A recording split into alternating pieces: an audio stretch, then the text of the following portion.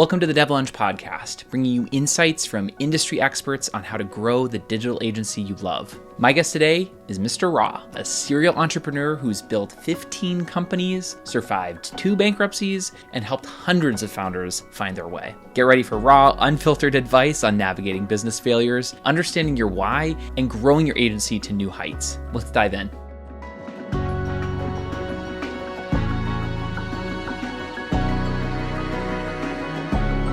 The wonderful, the infamous Mr. Ra.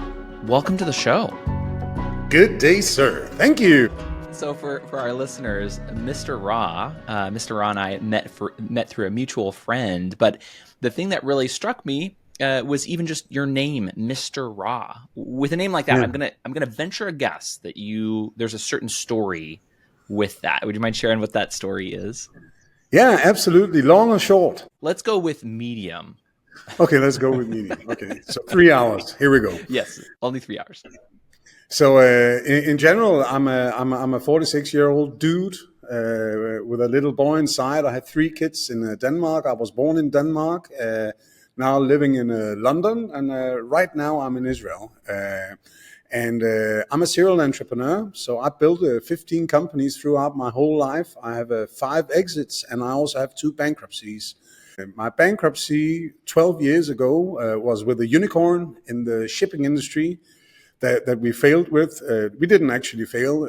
Our investor committed suicide, and it turned out he was Russian. And you can't raise money when you have a dead Russian on board your company. No matter how much value you can create, nobody dares to take that seat, apparently. That's what I learned.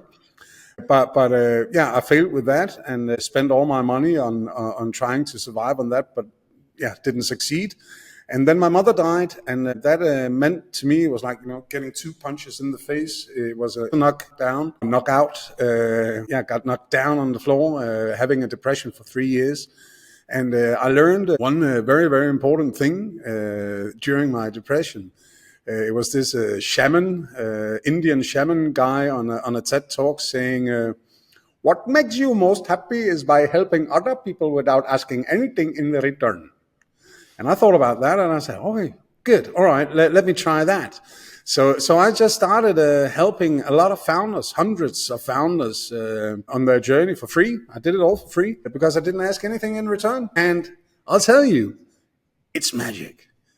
It is magic when you help other people without asking anything in return, because it truly makes you happy inside. And it got me out of my depression. And right now I'm spending 1/3 of my life doing mentor work. Luckily, people also like to buy service from me, but I do tend to liking helping people for free. And if they want more, they know it costs money. But the point is, I've helped so many hundreds of founders. So being a serial entrepreneur my entire life, I know all the pitfalls.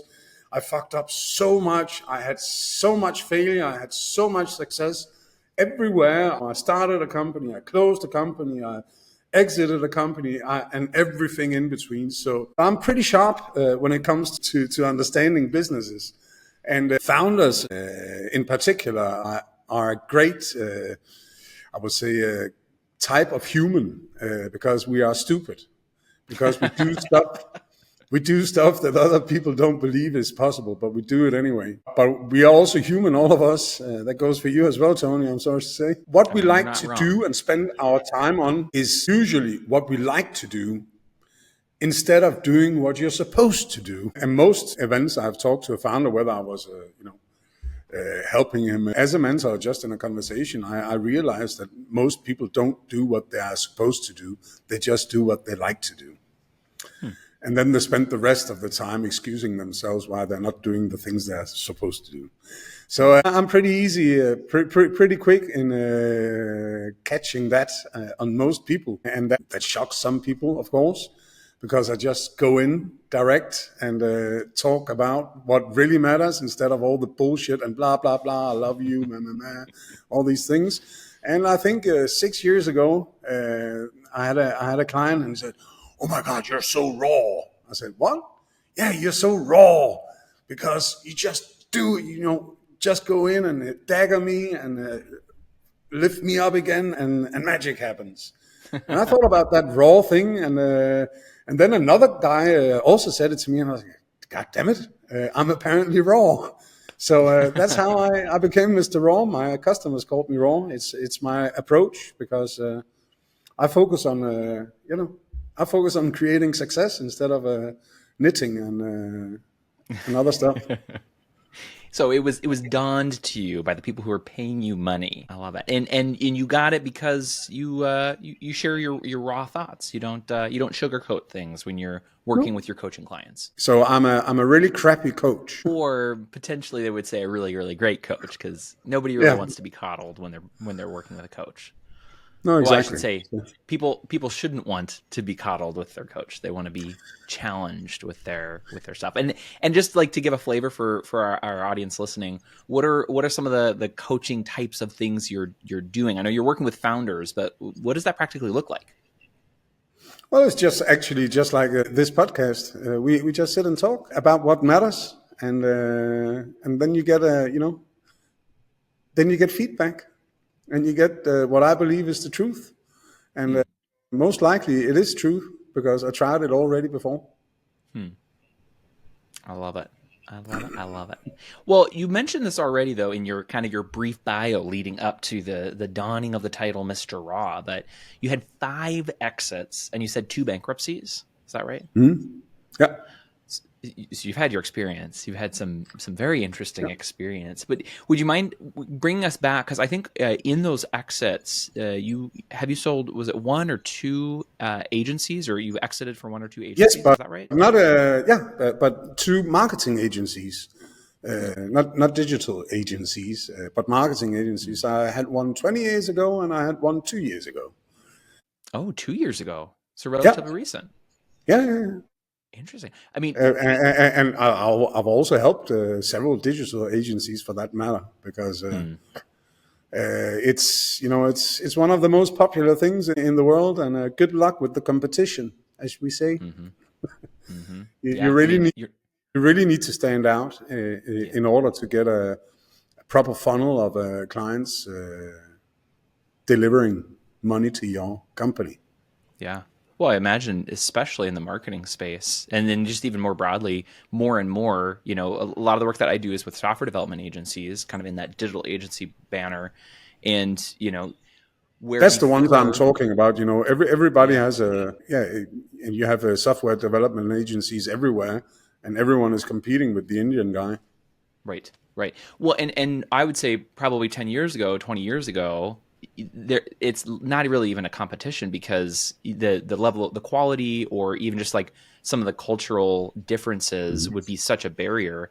But now you got people even in the Philippines, where one of the things that they're marketing is a completely US accent, or something like that, where it's there isn't some of those barriers that existed before. So I think that you're absolutely right. Like, there's competition is very, very hot in the agency space at the moment. But would you mind bringing us back to some of those exits? I'm really curious to get your experience. You said 20 years ago, and then also 2 years ago.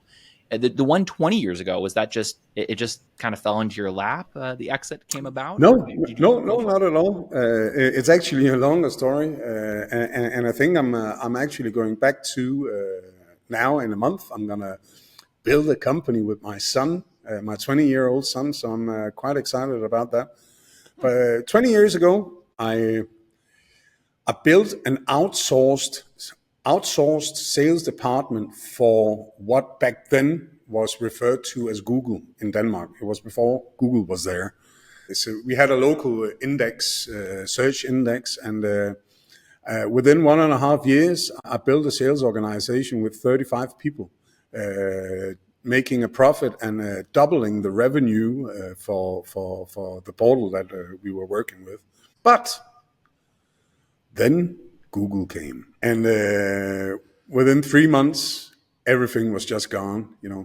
Nobody used this local search engine anymore, because Google worked. You actually found what you were seeking. What the fuck? So that was gone, and it was quite hard, because that was the first burnout I had in my life, because I was sitting in my Excel sheets looking at my budgets, and then I just went home and was in bed for a week, because I had the choice between going bankrupt now or going bankrupt later. And I never had I never had that on my table before. Should I tell the 35 people to go home now, or should I tell them in 2 months? 3 weeks later, I told them, and the company went bankrupt. I took the bits and pieces that had some assets in it and created a new company. I made a deal with a English search engine optimization company called Open Multilingual. We had a deal that when we built up the Danish market, doing £20,000, that's $30,000 on a monthly schedule, then he would buy us for £1 million. 3 months later, we were making $30,000 a month, but it turned out that he was fake. He didn't have £1 million. So what we did instead was that we rebranded ourselves from Oban to Standout Media. The Standout Media, we were the first ones in Scandinavia to not charge per click as a media agency. Because what happened with Google in the beginning, you could buy a click for 10 cents, but the agencies were actually selling it for $2.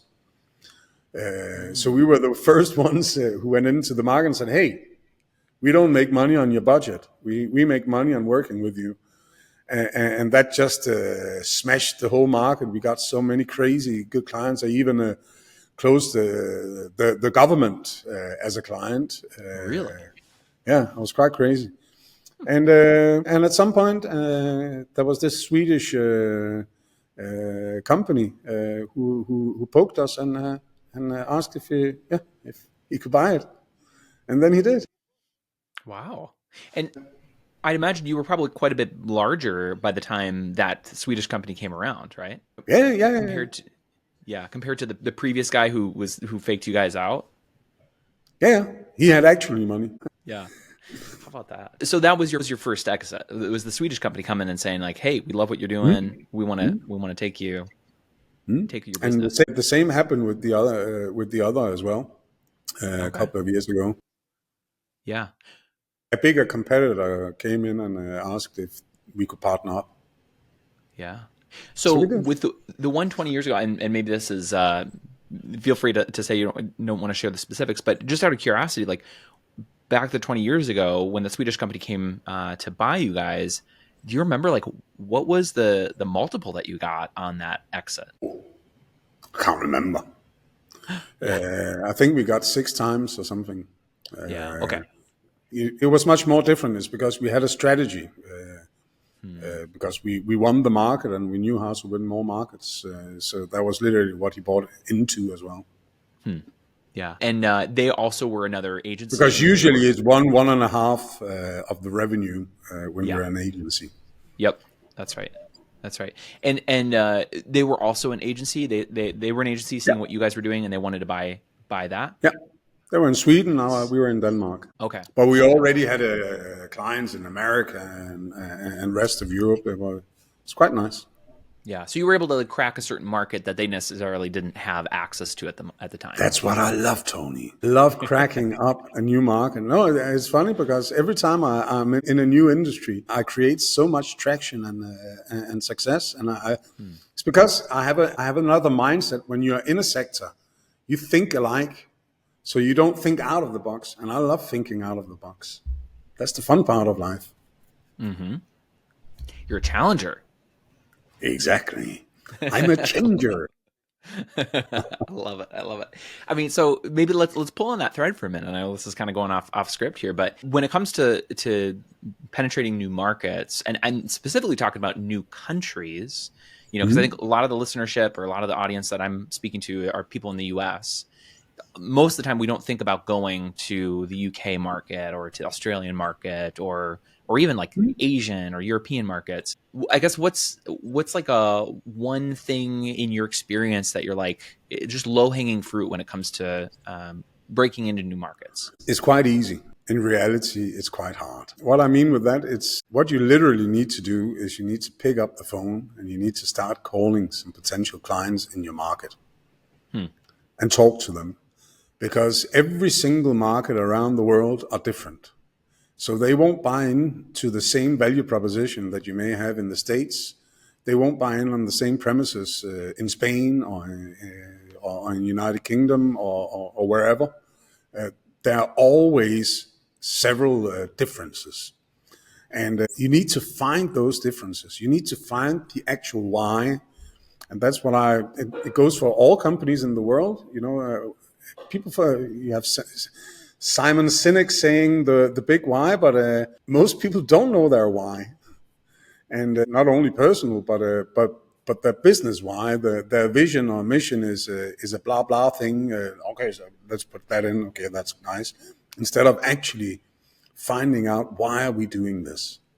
And I learned a funny thing. It's quite easy to find out your why, because it even goes for your company as well, Tony. What you need to do is you need to call your customers, and you have to ask them, why did you buy from us?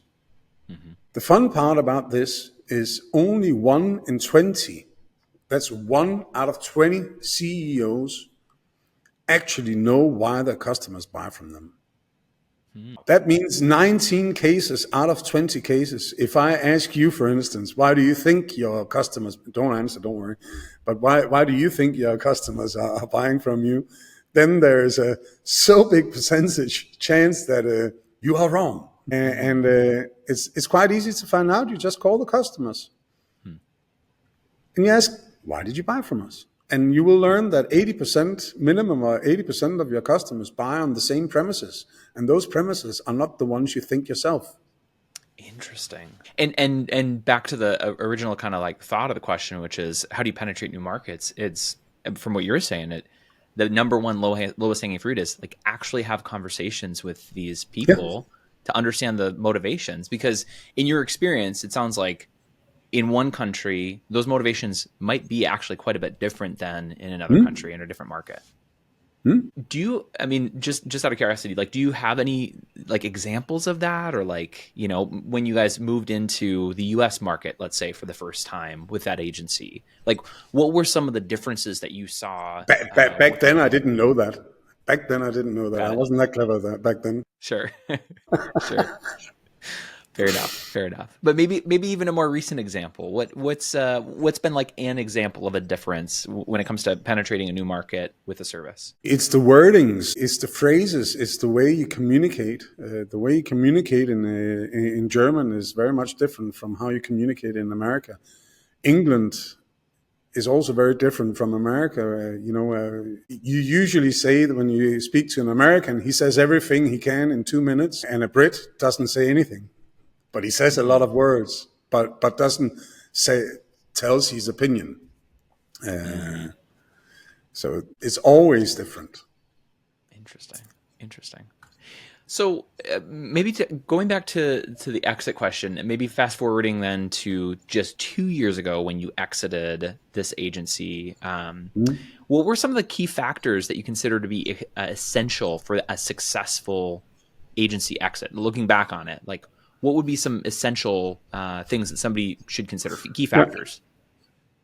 Well, it was a marketing agency, not a digital agency, but I think that the real thing you need to do is especially when you're a marketing agency, what you need to do is you need to take your own medicine and do some freaking crazy good marketing so you become something in your space.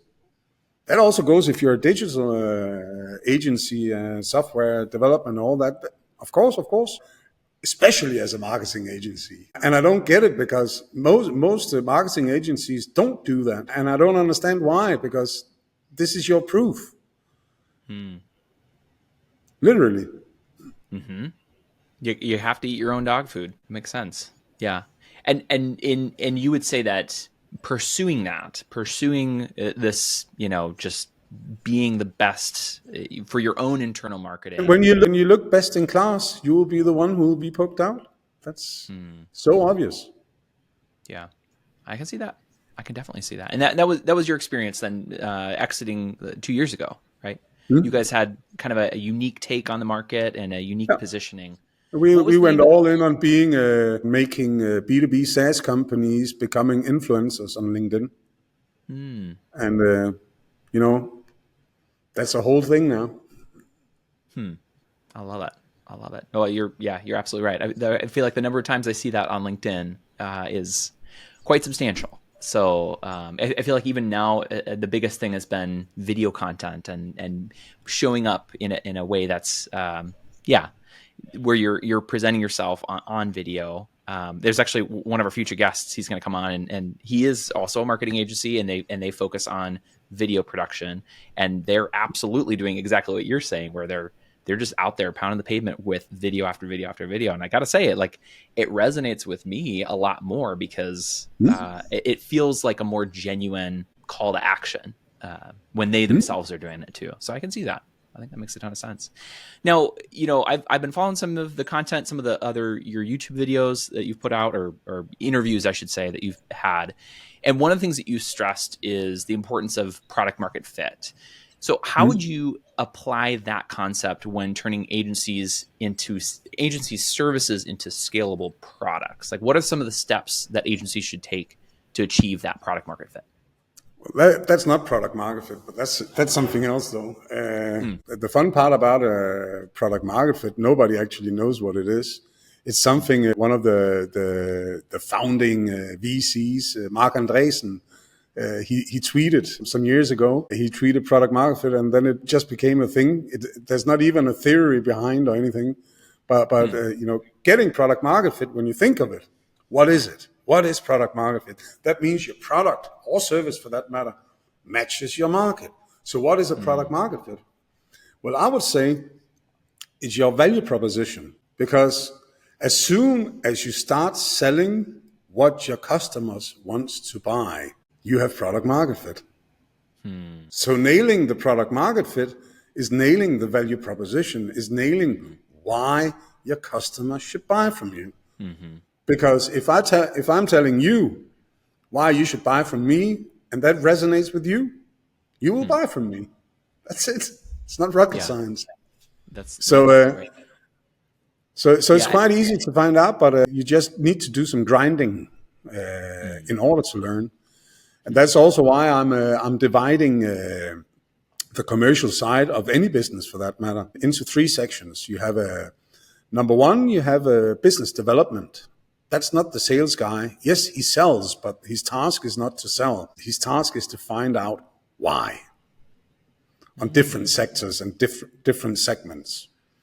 When you know why, meaning when you can close some clients and you have asked them after you have delivered, why did you buy from us? You can take this knowledge, create a value proposition that resonates with at least those who have bought from you already.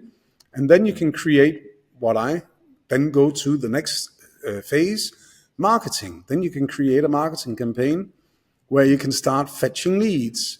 And when you've drilled down and A/B split tested it all over to find the actual way to get leads in, then sales starts. Because sales is something, what do you say? With sales, you sell something specific. As a business developer, you sell what the fuck you can sell. No, because it's more important to get to the client and have clients to start learning with your service or product how this affects your customer. Otherwise, you won't go anywhere. So first business development, then do marketing. And when marketing works, hire some salespeople. And if you can't do that, then the founder, I'm sorry, you need to sell. It's easy. That's good. Yeah, that's good. Well, and I think it gets back to the point you were making earlier, which is only 1 in 20 founders actually know why their clients are buying from them, why their customers are buying from them. It's because they're not having those, like you're saying, business development conversations to get at the root of the why. And I find it insane that so few founders are actually talking to customers. Yeah. I mean, I find it insane, but also I think it makes a lot of sense. Like, I mean, it makes sense. It's also not great, but it makes a lot of sense because it's kind of sometimes can be an uncomfortable conversation. If you're not quite as raw as Mr. Raw, it could be a little bit You're the like CEO, man. I know. You're the CEO. You're the founder. It's your company. Yeah. It's your responsibility. Mm-hmm. Right now, when you're not talking to customers, you're just running around with a blindfold. You don't know what the fuck you're doing. Mm-hmm. That's right. And your employees don't know what they're doing, because that's actually the thing. The reason why your customers buy from you is the only reason you have employees in your company. Because if you didn't have any clients, you couldn't afford your employees, could you? So therefore, the actual reason why people go to work is because customers buy from you. Why don't you know why your customers buy from you? It's a great question. So maybe taking it more practical, because I'm thinking about conversations I've even had with some agency owners, and I think one contention or one challenge is when they go to have these conversations, because sometimes they actually do have those conversations, they kind of get like a little bit of loose answers from their customers, because sometimes the customer themselves doesn't know. They can't quite articulate exactly the why. So do you have any good suggestions? That's not true. You don't think so? No, it's bullshit. I'm sorry, Tony, and I'll tell you why. Why is that? Because the only thing you actually can remember is why you bought from me. Because that was when you took the decision to do something else. And that's how you store memory in your brain. So that's actually that emotion, what happened at that point where I said, okay, let's do it. You remember that position in life, so you actually know why. So it's not even dangerous asking, because that's probably the only thing they know. That's fair. So do you think it's possible that customers, the why behind the purchase, like I'm thinking of like an ongoing relationship, let's say like a retainer type of engagement. Do you think it's possible that the why changes over time? Like the why I initially bought 100%. Yeah. Okay. Got it. It totally does. Also, the more you develop your business, the bigger it gets, or the people who have been there now for 5 years, it's the same people, or whatever reasons there are. You of course evolve as an organism, as an organization, and maybe you get a new project managers and or new salespeople or new thing and things change. And that's why you can't just do it once. You have to do it on a running basis. Yeah. Actually, I believe you should ask them 3 questions. The first question, why did you buy from me, is of course the most important question. But the second question is, on a scale from 0 to 10, how likely are you to recommend us to another client? That's called the Net Promoter Score. If you give me a 9 or a 10, then you would, in reality, recommend me. If you give me a 7 or 8, you're happy for what I do, but you're not going to recommend me. If we're sitting and drinking a pint of beer, a glass of beer somewhere, and if you give me below 7, then you would most likely say, well, you shouldn't be working with Stefan at least. So there's a lot of data about the Net Promoter Score. It's the most common used way to find out whether people are actually satisfied with your work. So anyway, when you give me the number, then the third question is, how do you believe we can improve? That's it. Very simple. When you know why your customers buy from you, you know how happy they are for you, and you know what you need to change to get it even better. What else do you need to know to develop your business in a positive way? I mean, you don't. Literally nothing. That's what you need. That's 100%. So like, what's the cadence? Because this is another challenge, because we talked about like Net Promoter Score with some of my clients as well. And then, the challenge that they have is like, well, we don't want to do it too much because we don't want to get annoying, but like, what's the right touch point? Yeah. And that's the crazy thing, because what people usually do with Net Promoter Score is they send you an email. So that means if I actually answer, it's not right. You will only get the answers from those people who wants to respond. That's not the interesting answers. Mm-hmm. You won't learn anything about them. Yeah, they're fine, they're happy, blah, blah, blah. Or they really, really hate you. And if they really, really hate you, then they'll call you afterwards and say goodbye. Right. Yeah. And stop spamming me with, I would ask you, let me ask you this way. When did you last answer a net promoter score rating through email? Because I can't remember when I did that. There's only one way to get these answers, and you can't use the email. You can't use anything else. You have to call them. You have to call them. Hi, Tony. How are you doing? I'm calling from my company. I'm only going to take 2 minutes of your time. That's it. I'm so happy we're working together. Yeah. Why were you saying that? And then you just ask, why did you buy from us? How likely are you to recommend us to another client? How can we improve? The fun part, half of I've done over 200, I call them reality checks on 200 different B2B companies. Half of the feedback we get from our clients is they say, well, you can conduct these calls a little bit more for improvement. Really? So it's not that people don't want to answer it. It's just that they don't No, want to they're answer it happy. by email. Finally, you call me, Tony, and ask me how happy I am for using your money. Huh. Interesting. So you would say the biggest issue here is not the fact that you're asking them the question. The biggest issue is you're asking it over email. When you ask over email, only those who want to reply replies. And what about the those others? Are the people who are, I would imagine usually the people who are responding are the people who have something at least good to say. Usually it's not going to be the people who are upset with the service. No, of course not. Interesting. Yeah. So when you're coaching your clients, I mean, are you telling them like, hey, this is a call you need to be having on a monthly basis? Like, what's the cadence that you're typically advising?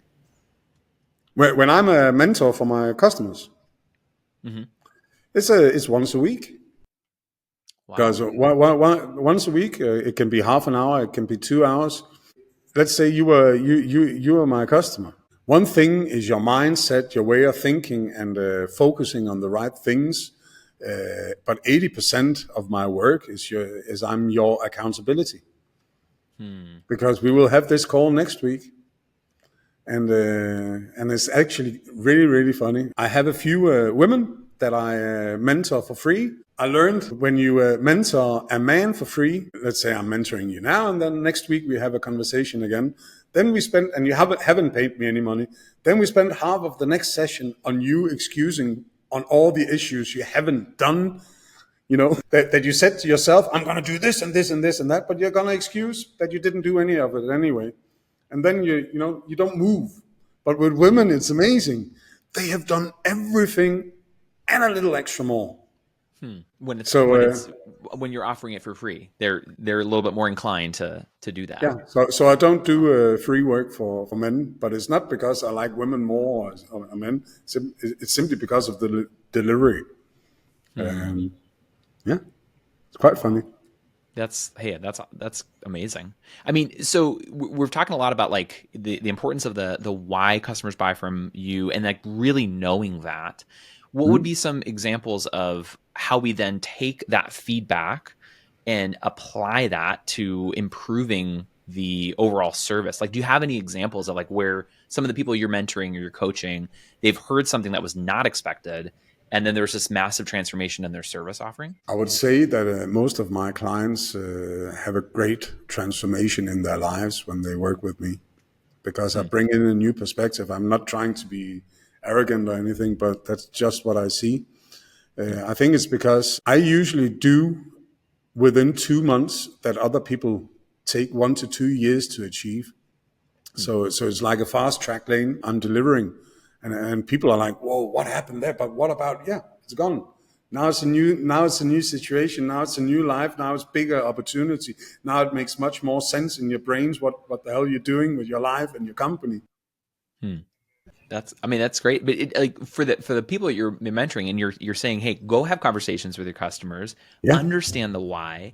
Do you have any like amazing stories of like they did that, they didn't realize just how much their service wasn't well tailored to the why for their customer, and then they changed the service? Like, do you have any of those types of stories to speak to? Well, not a story I can tell, unfortunately, because that's also the thing with me and my customers. There's a reason why they call me. That's right.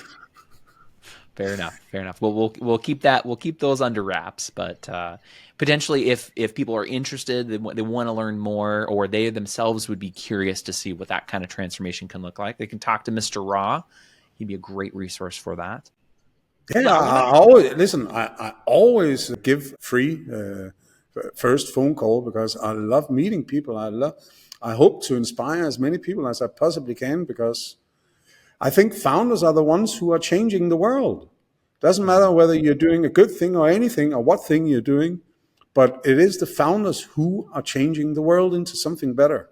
So, if I can inspire as many as I can, then I've done my job. Yeah, that's awesome. I mean, I wholeheartedly agree. The people who are in that spot, a founder, business owner, whatever that is, it's not an easy place to be. And I think we need it's to be very really lonely. support them. 100%. Maybe on that note, again, totally random aside, but do you have any, obviously there's coaching. My last client, I just got a new client. He's an Irishman living in Portugal, building a B2B IoT SaaS thing. And he said to me, he done a lot. So he's a serial entrepreneur as well. After our talk, I said, okay, I'm going to pay you now. I said, I haven't said anything. Listen, I'm just paying you so I can talk to you. So, I'm just talking to him. Now here a week after, now we know what we're doing, but he didn't hire me for a specific thing.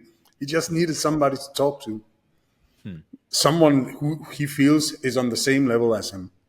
Mm-hmm. Yeah. Having that camaraderie is huge. I mean, obviously you can get that in like a mentorship or a coaching relationship, but do you have any like groups or communities that you recommend founders be part of to help with that loneliness? I think you should get out. You should get out and meet people for real. Meet other founders, not employees, because they're different. So founder communities, local, but meet them for real, not just like this, but face to face, smell each other, get inspired. That's what I learned with the Corona thing. Wow, we actually smell to people. Definitely not an experience you get on Zoom, that's for sure. Exactly, you miss it. Are there any of those types of like communities though that do come together that you feel like do that really well, like business organizations or anything like that? Nope. I wish there was. I'm considering building one myself, actually. Now it's just a little WhatsApp group, but I actually think I can build something. But it's slowly. It's not a big thing yet. But I've been searching for it myself. I would say go local. Go local. That's it. Yeah, I can definitely see that value in that for sure. I want to go back though to some things you had mentioned at the very, very beginning in your bio, which is just like a lot of these setbacks, right? Like you mentioned one of your investors committed suicide. You had bankruptcies in the mix of all this. So I'd love for you to share a little bit more about like what have you found to be the best ways of overcoming some of those challenges and continuing to drive forward in your business? What's kept you going? I think the real trick to do is when you're failing miserably or getting into something that really, really hurts, is to get the fuck out. Pardon my French. But move. Take 2 days off. Be alone or be with other people. Do something else. And more importantly, do some exercise. Whether you're fat or skinny or sporty or not sporty, you need to move your body. You need to get the dopamine rolling. You need to get the juices going. You need to move on. You are stuck, so you need to move yourself, and it's very, very hard. Change is very, very hard. It's the hardest thing in the whole world.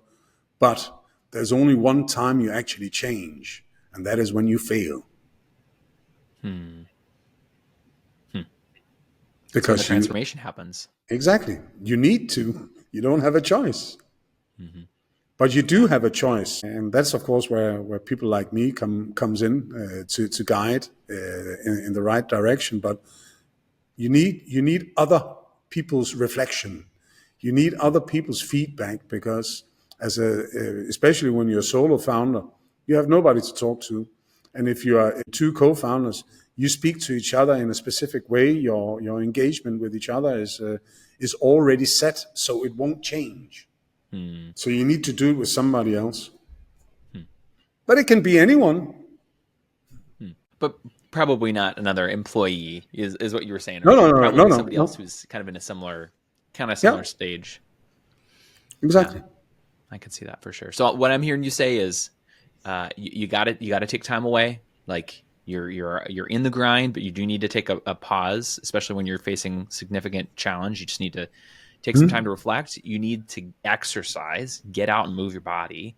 And then I think also I'm hearing get that camaraderie, have that kind of support networks, people who you can kind of talk through this, relate stuff to. with. You're doing the same. Yeah. I gotcha. And the fun part, you're not competing either. Whether it's two digital agencies, you're not really competing because the scene is global now. There's a big market. Yeah. Yeah, and this isn't going to scratch the itch of what you're talking about meeting in person, although they do have some in-person meetings as well. But something that I have found very helpful and seems like an incredibly supportive community. I'm still pretty new to it, but Bureau of Digital, if anybody's listening, would highly recommend go check them out.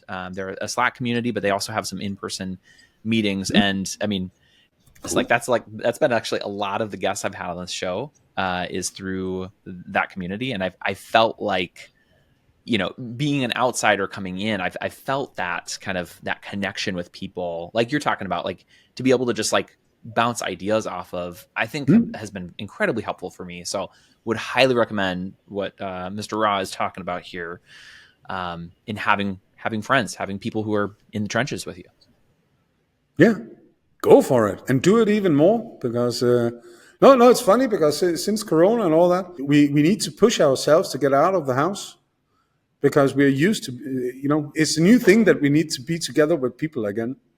Get out of the house. Yes. Get out from behind your computer and go talk to people in person. Yeah. Well, Stefan, I know that you've already mentioned this before. You said that you do free consults. So that could be one way of connecting with you. But is there any other way, like as people have been hearing this, they might have questions or want to connect with you? What's like the best way to follow you, to connect with you? LinkedIn.com /in/Avivson is my name, Avivson. You can just have it in the...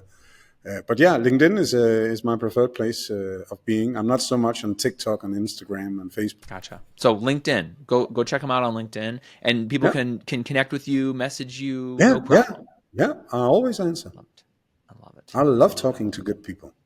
That's good. Well, and then we also see your content on LinkedIn as well. So go follow him on LinkedIn and keep up to speed. Do you have a YouTube channel? Do you have like anything else like that It's for coming. It's coming. I do have a YouTube channel, but there's only 5 videos on now, but it's coming. Very, very cool. It's one of the reasons I'm actually here in Israel, because my partner in my podcast lives here in Israel, and we're making a new series.